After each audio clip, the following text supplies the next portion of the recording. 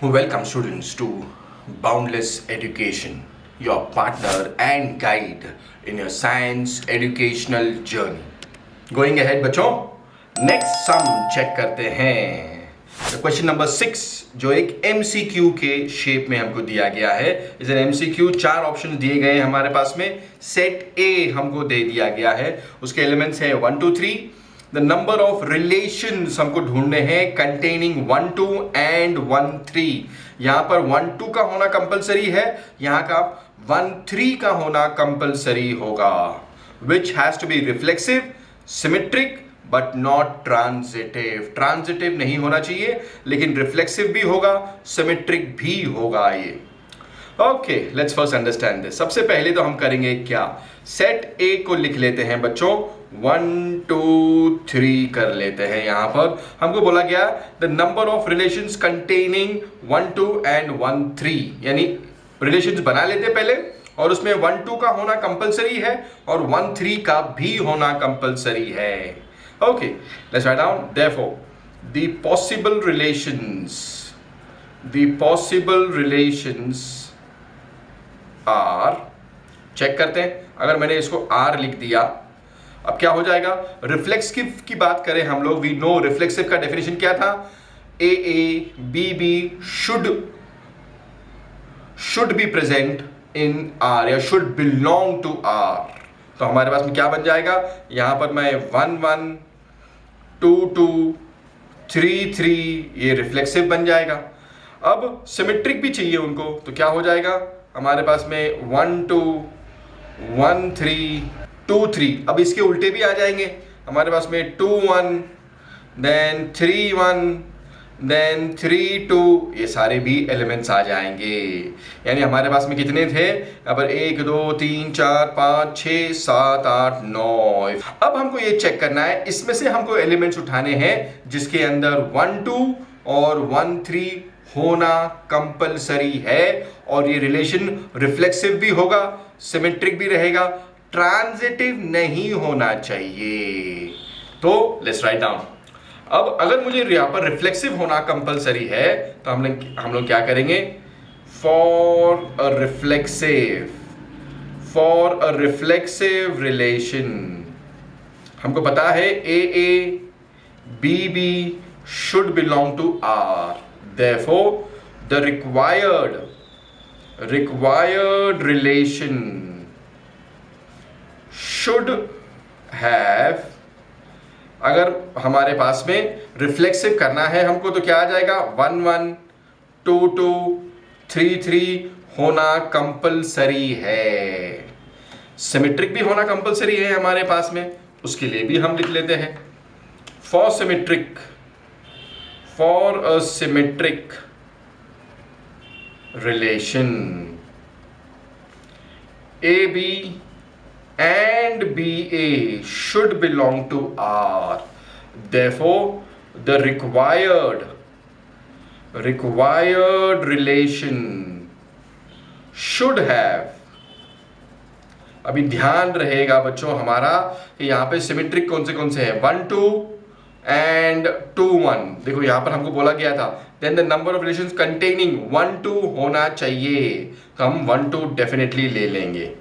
ध्यान रखेंगे इसके ऊपर, 1 2 होना चाहिए, तो हमने 1 2 ले लिया. इसका उल्टा वाला पार्ट जो रहेगा 2 1, ये भी आ जाएगा. देन 1 3 भी होना चाहिए, तो हम लोग 1 3 रख लेंगे यहां पर, इसका उल्टा वाला पार्ट भी रख लेंगे. यहां पर 2 3 की गुंजाइश नहीं है. हमको यहां पर क्लियरली मेंशन था कंटेनिंग 1 2 एंड 1 3. 2 3 की बात ही नहीं की थी, तो हम 2 3 को यहां पर अवॉइड करेंगे जानबूझ के. व्हाई? बिकॉज अगर मैंने 2 3 भी ले लिया यहां पर, तो वो ट्रांजिटिव भी बन जाएगा. Let's check.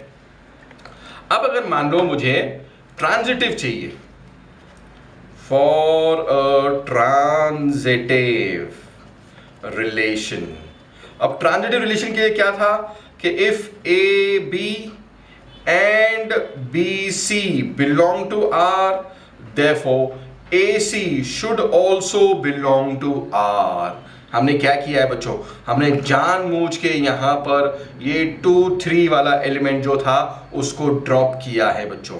2 3 और 3 2 ये दोनों कंसिडर नहीं करेंगे हम लोग। अब क्यों नहीं करेंगे, लेट्स ऑल्सो अंडरस्टैंड दिस। अगर मैंने यहाँ पे 2 3 ले लिया, therefore the required relation should not have. अब हमने यहाँ पर नॉट मेंशन किया है बच्चों, यहाँ पर हमको बोला गया था कि ये ट्रांजिटिव नहीं होना चाहिए। अगर ये ट्रांजिटिव, अगर मैंने ये डाल दिया हमारे रिक्वायर्ड रिलेशन में तो वो ट्रांजिटिव बन जाएगा। ये दोनों को अवॉइड करना होगा हमको। 2 3 एंड 3 2 इसको अवॉइड करेंगे हम लोग। वाई? अब जस्ट चेक करते हैं। अगर मान लो जैसे हमारे पास में यहाँ पर 2 2 है, 2 2 है, हमने यहाँ पर टिक लगाता हूँ, 2 2 है, एंड देन मेरे पास में 2 3 भी है। तो क्या मेरे पास में 2 3 अवेलेबल है? 2 3 भी अवेलेबल नहीं होगा। मेरे पास में 2 2 है, उसके बाद में यहाँ पे 2 3 भी अवेलेबल है, एंड यहाँ पर 2 3 भी अवेलेबल है इन दिस फॉर्म। तो अगर मैंने इन दोनों को रखा तो ट्रांजिटिव बन जाएगा वो। इन दोनों को अगर मैं अवॉइड करूं तो वो ट्रांजिटिव नहीं बनने वाला बच्चों। मुझे ये रिलेशन को, रिक्वायर्ड रिलेशन के अंदर ये दो एलिमेंट्स नहीं चाहिए होंगे। ओके, तो इसको हम लिखते हैं therefore the required relation will be. अब चेक करते हैं, इसको R1 रख लेते हैं बच्चों। अब ध्यान रहे, एक बार फिर से रिवाइज करते हैं। हमको रिफ्लेक्सिव चाहिए था तो ये सारे एलिमेंट्स आ गए, 1 1 2 2 3 3। अब हमको सिमेट्रिक भी चाहिए था तो हमने क्या रखा, हमने यहाँ पर 1 2 रख लिया, 1 2 रखा, साथ में इसका उल्टा भी आ गया 2 1, एंड देन 1 3 भी रखा एंड इसका उल्टा भी आ गया 3 1, बिकॉज ये तो हमको कंपल्सरी बोला गया था कि 1 2 रखो और 1 3 रखो, ये हमने रख लिया। अगर मैं 2 3 डाल देता इसके अंदर, मान लो अगर मैं 2 3 डाल देता, यहाँ पर अगर मैं 2 3 लिख देता, 2 2 था मेरे पास में, एंड देन 2 3 होता तो यहाँ पे 2 3 भी मेरे पास में अवेलेबल हो जाता इन द फॉर्म ऑफ 3 2। हमने जानबूझ के यहाँ पर ये टर्म्स नहीं कंसिडर किए बच्चों, बिकॉज मेरे पास में यहाँ पर A B and B C वो आर को बिलोंग करेंगे तो ए सी भी आर को बिलोंग करेंगे। यहां पर हमने रख लिया since if 2 3 and 3 2 are involved, then the relation would have become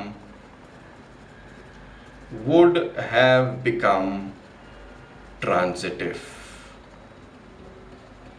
as 2 2 and 2 3 belongs to R, as well as again 2 3 would belong to R।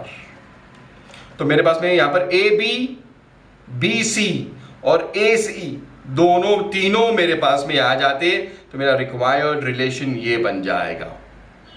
ऐसे कितने तरीके हैं हमारे पास में? मेरे पास में सिर्फ एक ही तरीका है इसको सॉल्व करने का। हमको क्लियरली मेंशन था कि we need to have 1 2 as well as 1 3। 2 3 का जिक्र नहीं निकाला गया था तो हमने इसको ड्रॉप कर दिया था। हमने रिफ्लेक्सिव के रिलेशंस लिखे, हमने सिमेट्रिक के भी लिखे, जानबूझ के हमने 2 3 और 3 2 को ड्रॉप किया यहाँ पर। वाई? अगर मैं इसको ऐड करता तो वो ट्रांजिटिव बन जाता। यहाँ पर हमको क्लियरली समझ में आया कि अगर मैं 2 2 है, अगर मेरे पास में मैं 2 3 को ऐड करता तो मेरे पास में यहाँ पर 2 और 3 भी R के पास में रहता। तो सिर्फ एक ही तरीका था इसको हमको लिखने के लिए, रिलेशनशिप को लिखने के लिए, कि इसको ड्रॉप किया जाए, और कोई तरीका बनता ही नहीं था बच्चों हमारे पास में। तो 1 1 2 2 3 3 ये बन गया रिफ्लेक्सिव, 1 2 2 1 1 3 3 1 ये बन गया था सिमेट्रिक। और ट्रांजिटिव ये नहीं बना बिकॉज मेरे पास में 2 अवेलेबल है, 2 मेरे पास में नहीं था। हेंस सिर्फ एक ही तरीका है बच्चों to write this relation which was the option a. एक ही तरीके से हम इसको मेंशन कर सकते हैं, hence the option A was correct. Going ahead students, let's understand the last sum of the first chapter बच्चों। बोर्ड एग्जाम के पॉइंट ऑफ व्यू से ये लास्ट सम तो है, लेकिन JEE के एग्जाम्स के लिए या फिर दूसरे कॉम्पिटिटिव एग्जाम्स के लिए हम पूरा और NCERT के सम्स करने वाले हैं। The third exercise, fourth exercise, फिर जो मिसलेनियस के अंदर जो सम्स डिलीट किए गए थे वो भी हम सॉल्व करने वाले हैं। ओके, अब यहां पर हमारे को क्या दिया गया है, again the same set is given to us. Equivalence relation हमको फाइंड करने हैं, नंबर ऑफ इक्विवेलेंस कंटेनिंग 1 2 होना ही चाहिए इसके अंदर। ऐसे कितने रिलेशंस बनेंगे, 1 2 3 4, 4 ऑप्शंस हमको दे दिए गए हैं बच्चों। Let's understand this sum also, mark this sum as important. जो इसके पहले वाला सम था उसको भी इंपॉर्टेंट मार्क करिए बच्चों, वो भी सम थोड़ा ट्रिकी था क्योंकि फर्स्ट टाइम आप लोग कर रहे थे, थोड़ा ट्रिकी सम था वो, it was also important. Okay, अब यहां पे आ जाते हैं, हमको यहां पे क्या दिया था, A was given to us. Let's first write down total possible relations. Total possible relations, इसको हम आर लिख देते हैं। अब इक्विवेलेंस का मतलब क्या, जो रिफ्लेक्सिव भी होगा, जो सिमेट्रिक भी होगा और जो ट्रांजिटिव भी होगा। अब 1 2 3 दिया है, let's write down for reflexive 1 1 2 2 2 3, 3 3 rather. Symmetric के लिए क्या क्या रहेगा, 1 2 उसका उल्टा 2 1, फिर 1 3 उसका उल्टा 3 1, एंड देन 2 3 उसका उल्टा 3 2। ये सारे रिलेशंस हमारे पास में आ गए हैं, यानी कितने हो गए, ऑब्वियसली 9 होने चाहिए। 1 2 3 4 5 6 7 8 9 रिलेशंस हमारे पास में आ जाने चाहिए बच्चों। ओके, अब हमको इक्विवेलेंस हमको चेक करना था, तो what we want to do, let's first select all these numbers. सबसे पहली चीज हम करेंगे क्या, for reflexive, for the relation to be reflexive we need 1 1 हमको चाहिए ही चाहिए, 2 2 हमको again we require, 3 3 also we require. तो हमारे रिलेशन के अंदर ये टर्म्स आने ही चाहिए, तब जाके वो रिफ्लेक्सिव होगा। अब चेक करते हैं for symmetric, for the relation to be symmetric we need, अब यहां पे देखिए हमको सिर्फ 1 2 चाहिए था। हाँ बच्चों, हमारे जो रिलेशन है उसके अंदर 1 2 आना ही चाहिए। अब सिमेट्रिक के केस में क्या क्या आ जाएंगे, 1 2 वॉज कंपल्सरी, तो इसका उल्टा भी आना चाहिए। 1 3 आ गया तो भी चलेगा, 3 1 भी चल जाएगा हमको, 2 3 एंड 3 2 भी चल जाएगा। तो अब हमारे पास में ट्रांजिटिव के लिए कौन से चाहिए वो भी लिख लेते हैं। For the relation to be transitive we need, अब कौन से एलिमेंट्स चाहिए, अब 1 2 कंपल्सरी है, हाँ 1 2 वी रिक्वायर। अगर 1 2 है हमारे पास में तो 2 1 भी आ गया, 1 2 2 1 है, 1 1 भी मुझे मिल जाएगा। तो ट्रांजिटिव के लिए आई विल ओनली कंसिडर 1 2, फिर साथ में मैं 2 1 भी रख लूंगा, 1 1 तो मेरे पास ऑलरेडी है ही। तो अगर मेरे पास में 1 2 है, साथ में मेरे पास में 2 1 आ गया, 1 1 भी आ जाएगा, मेरा ट्रांजिटिव रिलेशन बन जाएगा बच्चों। ठीक है, therefore what I can write, therefore the required relation, therefore the required relation, इसको हम R1 बुलाते हैं बच्चों। अब R1 I can also write, अब कैसे बन जाएगा ये, 1 1 2 2 3 3 ये सारे आ गए। देन मेरे पास में यहाँ पर 1 2 भी चाहिए, 1 2 2 1, देन 1 3 3 1, 2 3 एंड 3 2। ये सब भी चाहिए हमको। इसमें से ये ट्रांजिटिव भी आ गया। ये देखिए यहाँ पे ये रिफ्लेक्सिव बना, यहाँ पर 1 2 चाहिए था मुझे, ये मेरे पास में यहाँ पर सिमेट्रिक बनना चालू हो गया। 1 2 2 1 यहाँ पे सिमेट्रिक है, 1 3 3 1 सिमेट्रिक अगेन, 2 3 3 2 सिमेट्रिक अगेन। तो मेरे पास में यहाँ पर सिमेट्रिक भी बन गया और यहाँ पर ट्रांजिटिव भी आ जाएगा, क्योंकि मेरे पास में अगर 1 1 है, 1 2 मिला मुझे एंड देन 1 2 भी मौजूद होगा मेरे पास में। या फिर अगर मैं ऐसा चेक करूं 3 1, अगर मैं ऐसा चेक करूं 3 1 के साथ में क्या आया, 1 2 आ गया, 3 2 है क्या, 3 2 मेरे पास में मौजूद है। तो ये मेरे पास में क्या बन गया, ये ट्रांजिटिव भी बन गया। But I can also avoid some of the elements. The required relation